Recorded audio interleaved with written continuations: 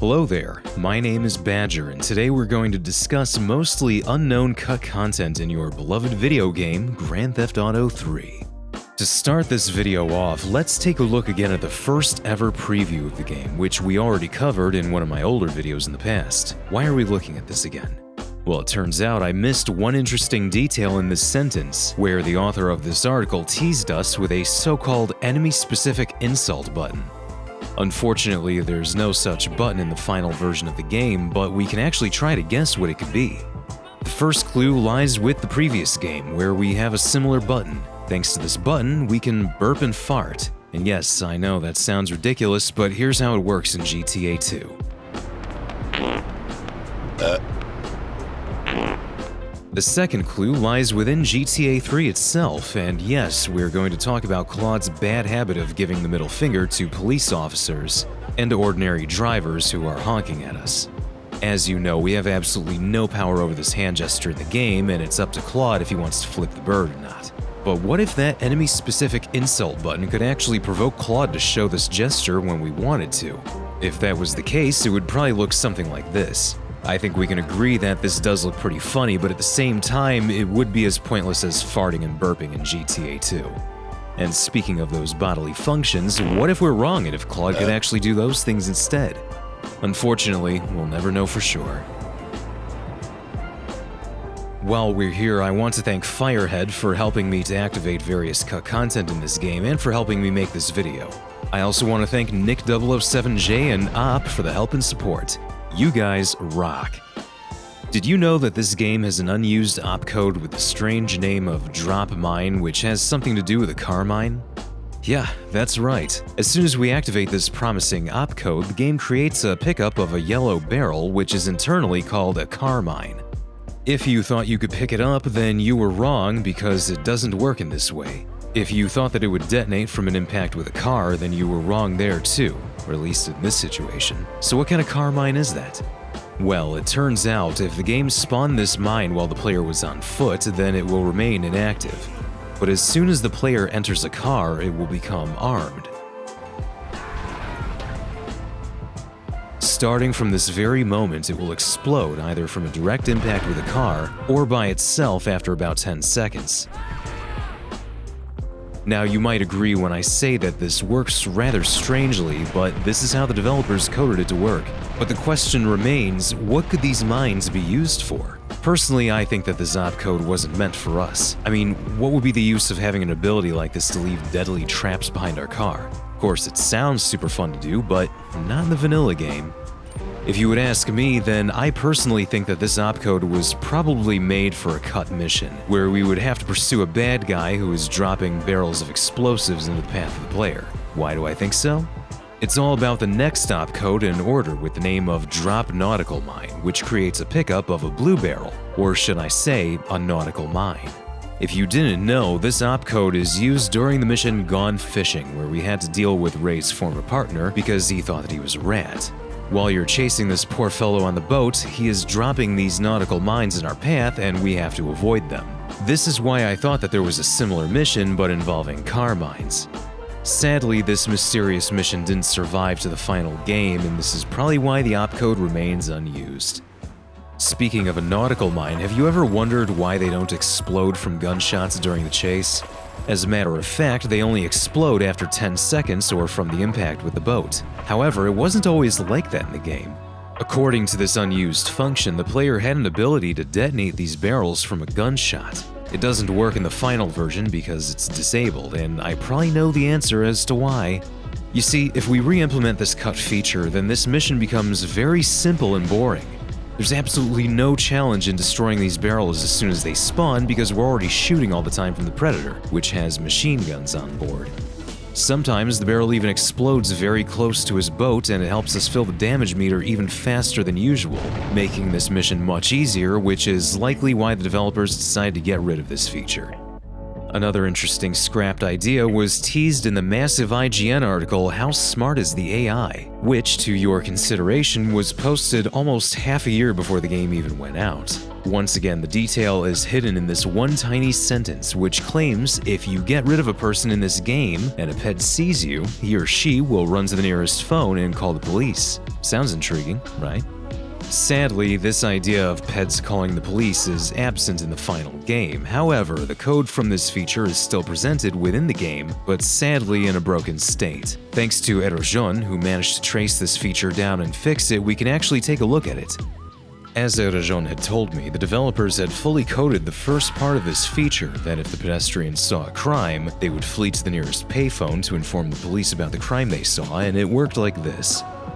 Be advised that the animation of pets picking up the phone was added by the author of this find, and I'll explain to you why later. If the player didn't want to attract unwanted police attention, then he could simply get rid of the witness and break the sequence of receiving a wanted level. As you can see, it's a very interesting idea for GTA 3, and the developers were very proud to tease it in that article. However, in its current state, it looks more like a prototype rather than a fully working feature. And here's why. The most obvious flaw of this feature is that after the witness makes a call, you don't get a wanted level because this part is missing in the code. Moreover, sometimes it works and sometimes it doesn't, and you'll see that a witness will run in circles around the payphone before they make a call. Of course, you can wait until they finally stop to make the call, but, well, what would you expect from an unfinished cut feature? Oh, and don't even try to commit a crime in front of a crowd. If you did, then be prepared for everyone to flee to the nearest phone and bum rush it. Instead of earning your truly deserved wanted level, you'll instead be watching the crowd fighting for a phone. And trust me, you're going to see this quite often. Now, if you wanted to get rid of a witness or scare them away, then you're free to do it. But be prepared to deal with another witness in this case. Trust me, they won't stop, and you will have to repeat your actions again and again. And the worst thing about this feature is that as soon as a pet reaches the phone, the sequence ends. This is why the author of this find added that animation, because without it, it's kinda hard to tell what's going on. To be honest, this idea wasn't even that bad, but clearly it was very unfinished, and I wonder why they even talked about it in that article when they had nothing more than just a prototype of this idea. What would you say if I told you that there's yet another unused opcode, which Rockstar Games called Set Comedy Controls? The interesting thing is, the comedy controls are actually special car controls which we can enable in a second. And voila, we're now driving a comedy-controlled car. I guess the term comedy in this context means a problem with the steering wheel, because right now I am pushing only the acceleration button, but the car seems to automatically steer from one side to another without me doing anything. But is it hard to drive one of these comedy-controlled cars? The answer is no. All you have to do is constantly adjust the direction of your car by steering it in the right direction, which isn't hard at all. But that is for the PC version, and I cannot say the same about the PlayStation 2 version. As you know, GTA 3 was initially developed for the PS2 platform, and for some reason in this version, this opcode is coded a little bit differently. First of all, the wobble effect on the PS2 is much stronger than on the PC, meaning that the car in this version automatically steers much more aggressively, and you can easily crash into things. Secondly, in this version, the car sometimes drives forward without you pressing the accelerator button. Thanks to that, most of the time you can't properly stop the car or even drive in reverse. It seems that this opcode was either unfinished in the PS2 version, or perhaps the developers changed it for the PC version. And yes, this opcode was 100% intended for the player, because if we activate it on a pedestrian car, nothing will happen. Either way you look at it, let's face it, these comedy controls were probably intended to simulate a broken car behavior in some way. What if they planned a special mission in which we had to drive a broken car for whatever reason? The question remains, why did they call these controls comedy? What's so funny about it? Your guess is as good as mine. If you played GTA 3, then I think you would have heard various police codes after committing various crimes in the game.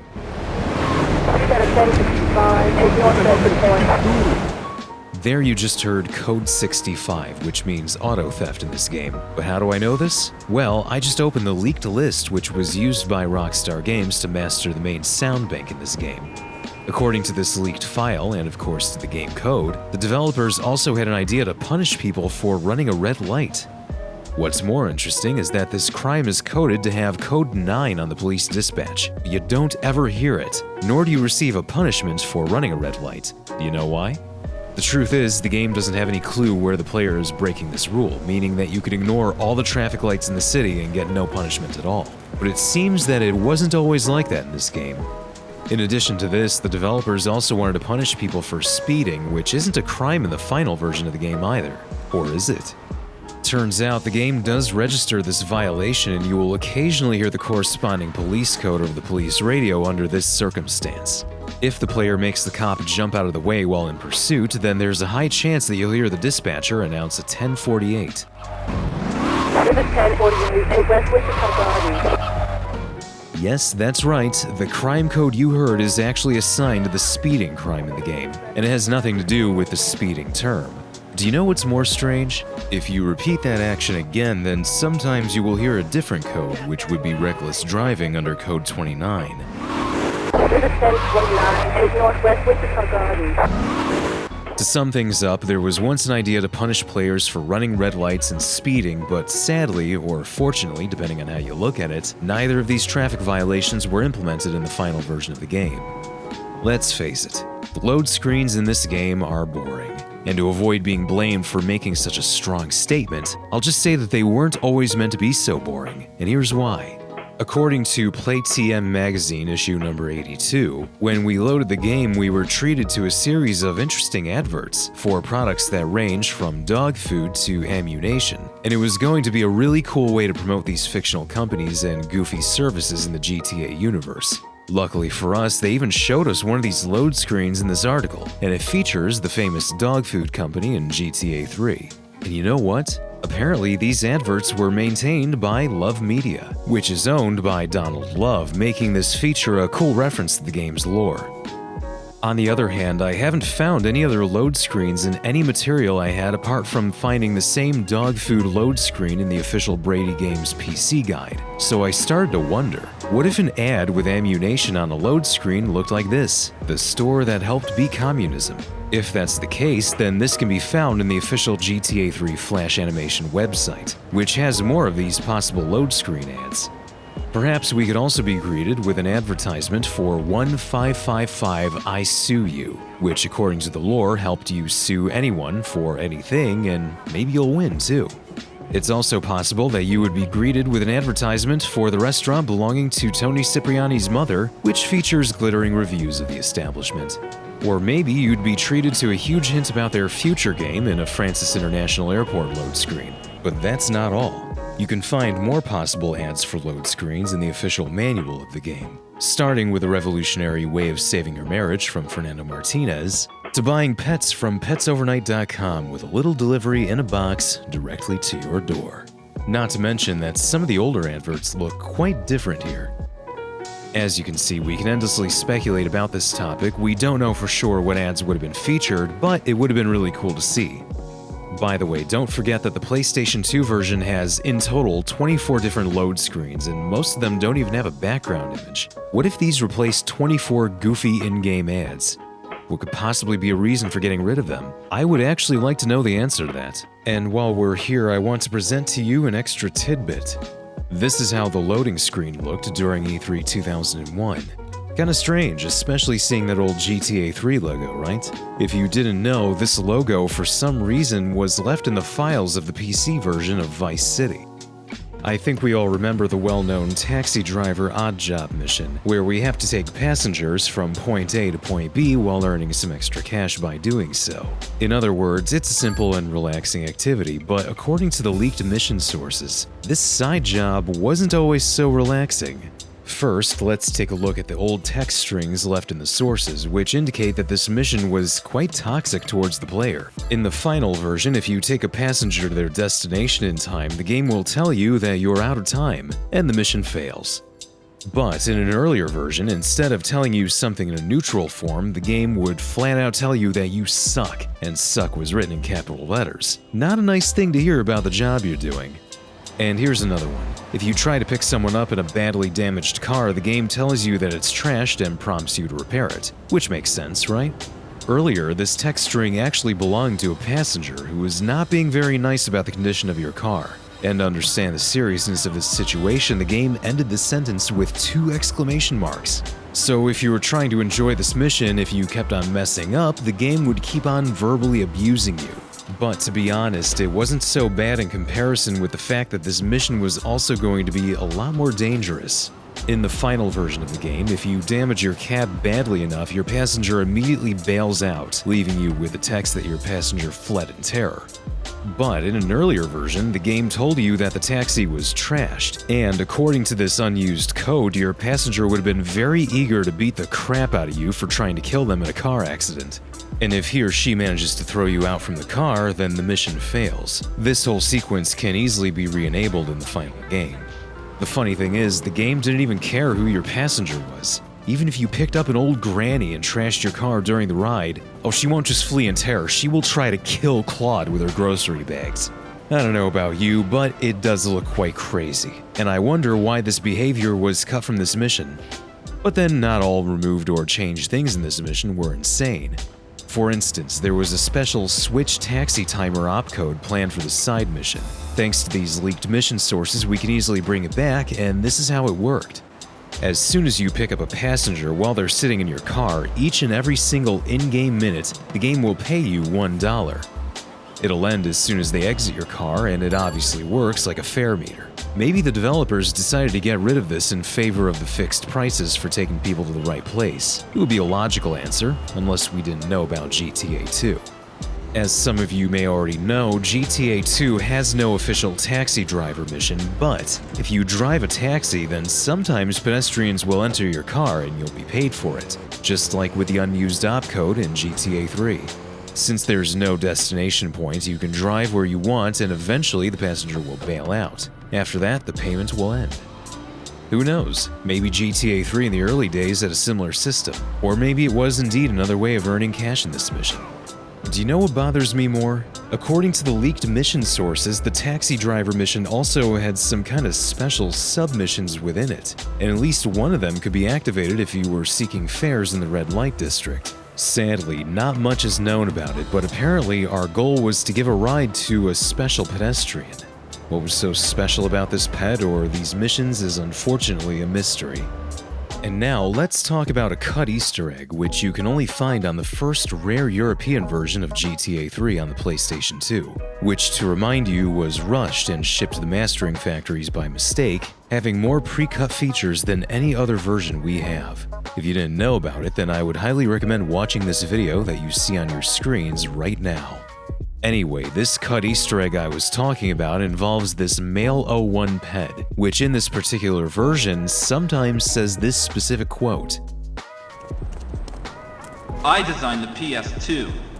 Yes, you heard that right. He said, I designed PlayStation 2. And if you are still skeptical about it, then here's a sound file with this quote extracted from this version. I designed the PS2. If you were wondering, in any other version, the developers replaced this cool quote with an already existing sound file of him saying Striped Summer. Either way, for some reason, this quote was cut in the final days of development. And to prove this, let's take a look at the file dates of this first European release. What if Sony didn't like this reference after reviewing the game? Or what if Sony and Rockstar couldn't agree on a price for putting native advertising of the PS2 straight into the game? Sadly, we'll never know the truth. But this wasn't the only Easter egg cut from the game either. Alan Campbell, who was one of the GTA 3 developers, revealed this when he gave a huge interview in 2011 to Retro Gamer magazine. According to Campbell, one of the artists who was constructing buildings positioned several towers to spell out a certain extremely rude word, which could only be seen from above. And he added that he doesn't even remember if it stayed in the finished game or not.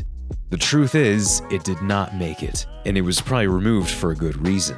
You see, in the early days, the PR team at Rockstar loved to share early map renders of their upcoming games to the public. Could you guess what it would be like if people saw an extremely rude word spelled out in these renders? It would definitely cause them some problems, and that's probably why this Easter egg was cut. By looking through the official Brady Games PS2 strategy guide, you can find this interesting pre-release screenshot featuring a cut mysterious object which looks like a giant human face on a stand. This object is also nowhere to be found in the files of the game, meaning it was probably omitted even from there, but thanks to Power Station issue number 69, we can clearly see that it was definitely a statue of a face on a stand, and quite frankly, it's very creepy. Despite the fact that we have absolutely no leftovers from this thing in the game files, some experienced GTA fans and travelers noticed that it might be a cut reference to a real-life full-scale replica of the Statue of Liberty's face, which the developers might have seen during a scouting session around New York. But the question remains, why would they make it look so creepy? Maybe they thought it looked that way up close, or maybe it was just their special type of humor. But besides it being kinda scary to look at, what would be a possible reason to get rid of it? Well, as we know, the September 11th attacks occurred shortly before the game was going to be released. Due to these events, the game was delayed and received some minor changes and cuts, which we already discussed in a past video. What if this statue was one of those minor things that got cut too? Of course, this is pure speculation, but it can't just be a coincidence that it was cut right before the game went out. Alright, enough of the speculation for now. Let's take a look at the famous cinematic camera, which you can activate while driving. Did you know that its internal name in the code is Obe Cinematic Camera Car? Does that name ring a bell to you? Well, if you are a true fan of GTA 3, then you probably noticed that this cinematic camera was likely created by Obe Vermai, who was a talented programmer and technical director of GTA 3. It turns out that Obe was experimenting with a cinematic camera on foot, which he internally named Obe Cinematic Camera Pad. Despite the fact that this camera mode was cut, it wasn't so hard to bring this mode back into the game, and this is how it was going to look.